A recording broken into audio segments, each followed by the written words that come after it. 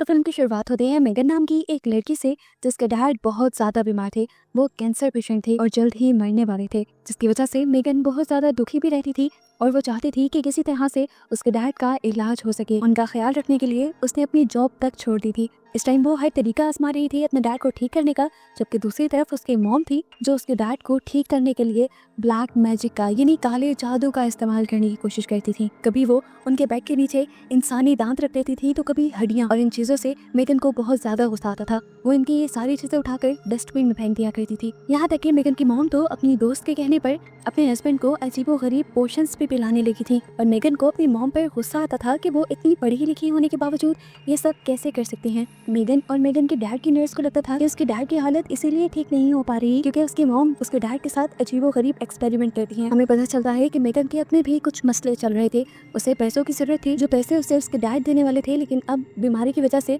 सारे पैसे उसके मॉम के हाथ में चले गए थे और उसे समझ नहीं आ रही थी कि डैड के बीमार होते हुए वो अपनी मॉम से किस तरह पैसे मांगे। बहुत हिम्मत करके मेगन अपनी मॉम से पैसे मांग भी लेती है, लेकिन मेगन की मॉम साफ इनकार कर देती है, ये कहते हुए कि मेरे पास कोई पैसे नहीं हैं, जो पैसे हैं भी वो तुम्हारी डैड की मेडिसिन पे चले जाते हैं।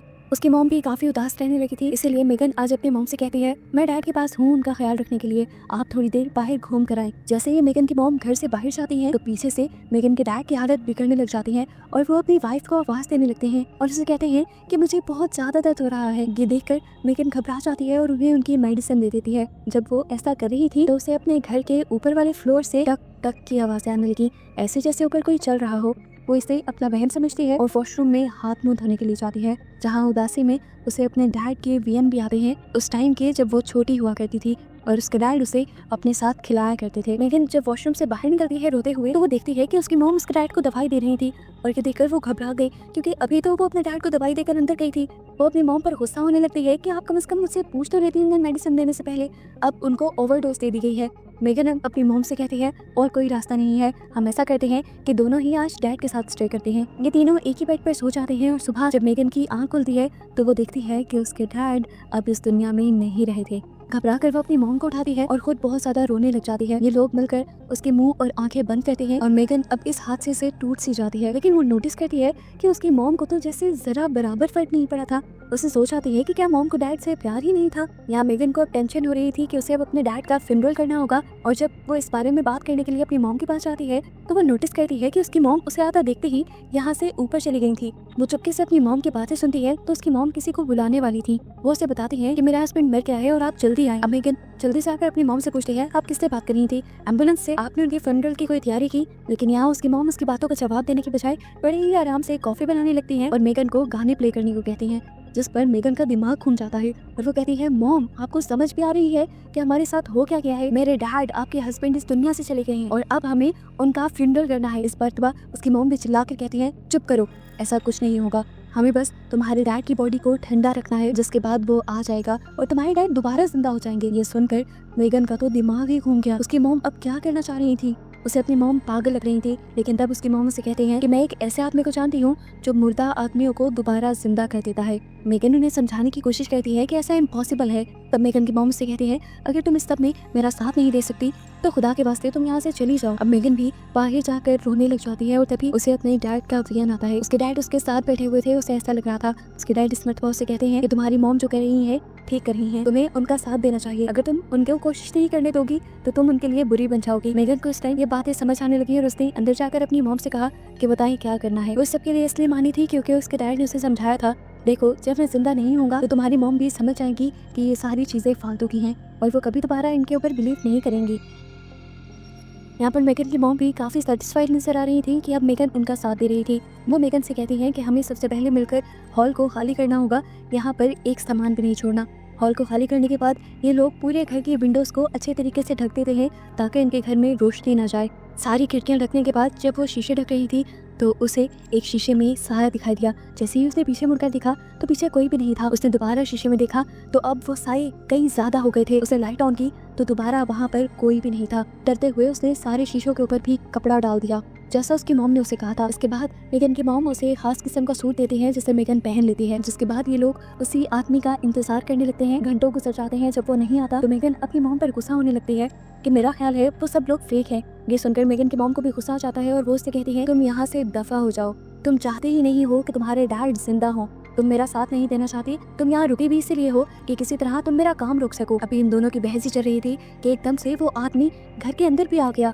वो कहाँ से आया था कहाँ से नहीं मेगन को नहीं पता चला। आते ही उसने मेगन को अजीब नजरों से देखा और फिर मेगन की मॉम से कहा कि तुम्हारे हस्बैंड का जितना भी सामान था जिससे उसे लगाव था उस सारे सामान को पहले जला दो। उस आदमी के कहने के मुताबिक बारबरा यानी मेगन की मॉम उन सारी चीजों को जलाने लग जाती है। हालांकि मेगन को अच्छा नहीं लग रहा था। इन्हीं सारी चीजों में मेगन और उसके डैड की एक पिक्चर भी थी। वो अपनी मॉम की मिन्नतें भी करती है कि प्लीज इस पिक्चर को ना जलाएं, लेकिन उसकी मॉम जला देती है और कहती है कि ये सिर्फ चीजें हैं, अगर तुम्हारे डैड जिंदा हो गए तो उनके सामने इन चीजों की क्या वैल्यू। सारी चीजें जलाने के बाद बारबरा और मेगन घर के अंदर चले जाते हैं और वो आदमी बारबरा से बैग मांगता है। उस बैग में क्या था मेगन को नहीं पता था। जल्दी से लाकर बारबरा वो बैग उस आदमी को दे देती है और मेगन देखती है कि उसमें बहुत सारे पैसे थे जिसे इस आदमी ने जला दिया और मेगन को गुस्सा आ गया कि इन पैसों की उसे जरूरत थी, लेकिन यहाँ पर उसकी मॉम ने इन पैसों को अपने इस ढोंग के लिए जला दिया। उसने बहुत मना भी करने की कोशिश की, लेकिन यहाँ पर कौन उनकी सुनने वाला था। ये उसके डैड की पूरी जिंदगी की जमा पूंजी थी जो उन्होंने एक ही मिनट में जलाकर उसके राख से यहाँ पर एक सर्कल बना दिया। इस राख के सर्कल के नीचे उसने बहुत कुछ लिखा हुआ भी था और इस कमरे में इस आदमी ने बहुत सी कैंडल्स भी जला दी थी।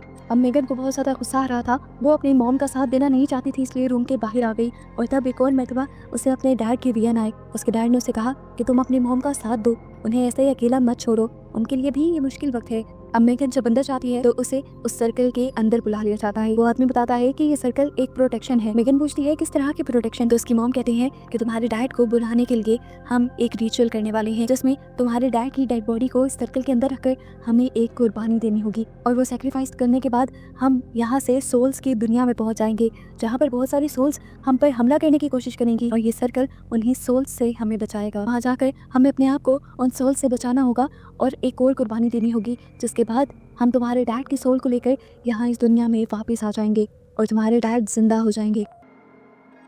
अब वो आदमी अपना रिचुअल स्टार्ट कर देता है। कुछ पढ़ते हुए वो मेगन की मॉम यानी बारबरा का हाथ पकड़ता है और बेदर्दी से उनकी एक उंगली कुर्बानी के तौर पे काट देता है। जिसके बाद वो मेगन की तरफ बढ़ता है। मेगन डर रही थी, लेकिन जबरदस्ती इस आदमी ने उसका भी हाथ पकड़कर उसकी एक उंगली काट दी। दर्द से मेगन पागल हो गई, यहाँ तक के बेहोश भी हो गई। जब उसे होश आया तो वह आदमी उसके आंसू चाकू से उठा रहा था। मेगन की मॉम उससे कहती है चलो तुम्हारे डैड को वापस लाने का वक्त हो गया है, मेरा साथ दो, मेरा हाथ पकड़ो। इनके हाथ पकड़ते ही ये लोग भी कुछ मंत्र बोलती हैं उस आदमी का ही बताया हुआ और फाइनली ये लोग सोल्स की दुनिया में पहुंच जाते हैं। इनकी जब आँख खुली तो ये पूरा हॉल बदल सा गया था। वो आदमी जो इनके साथ रिचुअल कर रहा था उसका मुंह ऐसे लगा था कि जैसे किसी ने चीर कर फाड़ा हो। यहाँ पर कोई अजीब सी पावर आकर फिर उस आदमी को यहाँ से खींच कर ले भी जाते हैं। मेगन उस आदमी को बचाना भी चाहती थी, लेकिन उसकी मॉम ने कहा कि इस सर्कल से बाहर नहीं निकलना वरना यहीं पे रह जाएंगे। मेगन को अपनी डैड की बॉडी का भी ख्याल करना था और जब इन्होंने देखा कि बॉडी तो सर्कल में है ही नहीं तो ये घबरा गई। इधर उधर देखा तो पता चला कि सोल्स ने उस बॉडी को बाहर निकाल लिया था और एक सोल ने उस बॉडी के ऊपर कब्जा भी कर लिया था। अब यहाँ की सोल्स बारबरा और मेगन दोनों के ऊपर भी हमला करके उन्हें भी खाना चाहती थी। ये चीज़ मेगन और बारबरा को नहीं पता थी। वो सिर्फ अपने डैड की बॉडी को वापस सर्कल में लाना चाहते थे, जिसके लिए इन्हें सबसे पहले उस सोल को भटकाना था जो उनकी डैड की बॉडी के पास था। बारबरा सोल को भटकाने के लिए अपनी एक उंगली काट देती है और खून निकालते हुए वो सोल से कह रही थी आओ तुम मेरे पास आ जाओ।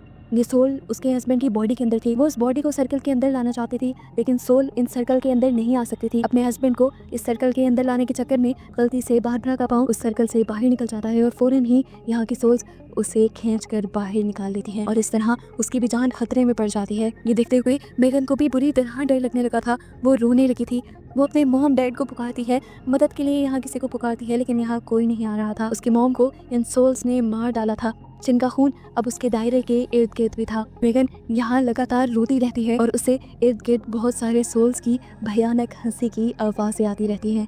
रोते रोते मेगन को याद आता है कि उसकी मॉम ने कहा था कि उन्हें सोल्स की दुनिया में जाकर एक और कुर्बानी देनी है जिससे वो वापस इंसानी दुनिया में आ जाएंगे। ये याद आता ही वो पास पड़ा एक चाकू उठाकर अपनी एक और उंगली भी काट देती है। उसे बहुत ज़्यादा दर्द भी होता है, लेकिन यहाँ पर वो वापस इंसानी दुनिया में नहीं जाती। उसकी ये कुर्बानी बेकार हो जाती है। उसे समझ नहीं आ रहा था कि उसके साथ क्या हो रहा है। इर्द गिर्द सारी सोल्स की हंसी उसे सुनाई दे रही थी। उसे डर लगने लगा था। तभी उसे याद आता है कि जिस फर्श पे वो बैठी हुई है वो लकड़ी का बना हुआ है। अब वो चाकू से इस फर्श को तोड़ने लग जाती है और नीचे देखती है तो फाइनली वहाँ से इंसानी दुनिया की रोशनी आ रही थी। तेजी से वो फर्श को तोड़कर उस दुनिया में चली जाती है, लेकिन क्या देखती है कि ये दुनिया इंसानी दुनिया तो थी, लेकिन उसकी यादों की दुनिया थी, जहाँ से उसका निकलना बहुत ज्यादा मुश्किल था। ये सब जानते हुए वो बेहोश हो जाती है और जब उसे होश आता है तो वो दोबारा उसी फ्लोर पे उसी दायरे के अंदर थी। उसके सामने अब उसकी मॉम बैठी हुई थी सर्कल के दूसरी तरफ, और वो भी अब एक डीमन बन चुकी थी, एक शैतान बन चुकी थी। ये देखते हुए मेगन टूट जाती है और अपनी मॉम से कहती है, आए आए मुझे खा लें। और ये कहते ही